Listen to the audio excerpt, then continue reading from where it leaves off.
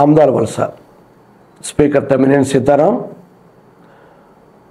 జిల్లా పార్టీ అధ్యక్షుడిగా మొన్నటి వరకు వ్యవహరించిన కోన రవికుమార్ మామాల్లుల మధ్య, బావా బావమర్దుల మధ్య ఈ పోటీ రసవత్తరం కాకపోతే ఏకపక్షం. ఇక్కడ వైకాపాకు సీతారాం, టీడీపీకి కోన రవి. ఆల్టర్నేటివ్ లేని నియోజకవర్గం. అయితే ఈసారి కోన రవిదే విజయం. టీడీపీ వర్గాలు చెప్తున్నట్టు బంపర్ మెజార్టీతో అయితే కోన రవి గెలవరు గాని ఖచ్చితంగా సీతారాం మీద పైచేయి సాధిస్తారు. ఎందుకంటే గడిచిన 5 ఏళ్లుగా సీతారాం దూరం చేసుకున్న వర్గాలు అన్నీ ఇన్ని కావు. కనీసం ఆయనతో ఇన్నాళ్ళు నడిచిన వారు కూడా ఈ ఎన్నికలకు ఆయనకు సహకరించే పరిస్థితిలో లేరు. టికెట్ ఆశించి రాకపోతే ఇండిపెండెంట్ గా బరిలో ఉండడం అనేది ఏ నియోజకవర్గంలోనైనా సాధారణం.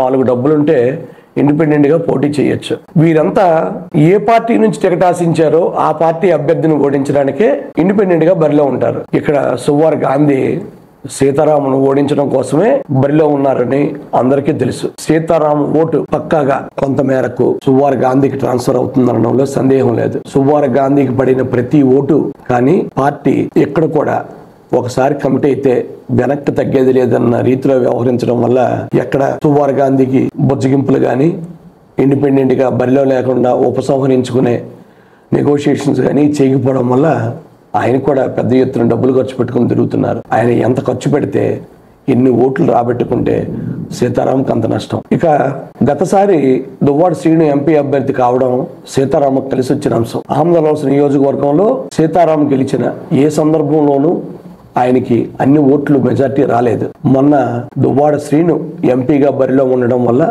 అంత మెజార్టీతో గెలుపొందగలిగారు తప్ప ఈసారి ఎవరు గెలిచినా అంత మెజార్టీ కష్టం. కోన రవి వైపే మెజార్టీ వైకాపా నాయకులు మొగ్గు చూపుతున్నారు. దీనికి తోడు సీతారాముకి ఎన్ని బంధుత్వాలు ఉన్నాయో అన్ని లింకులు కోన రవికి ఉన్నాయి. దీనికి తోడు ఆమదాల వలస క్యాడర్ కోన రవి వెనకాతల బలంగా పనిచేస్తుంది. కాబట్టి కోన రవే ఇక్కడ గెలుస్తారని వైకాపా కూడా ఓ అంచనాలో ఉంది. మెజార్టీ మరీ భారీగా ఊహించొద్దు కానీ కనీసం 5,000 వరకు ఆయన మెజార్టీ తెచ్చుకోవడం మాత్రం ఖాయం.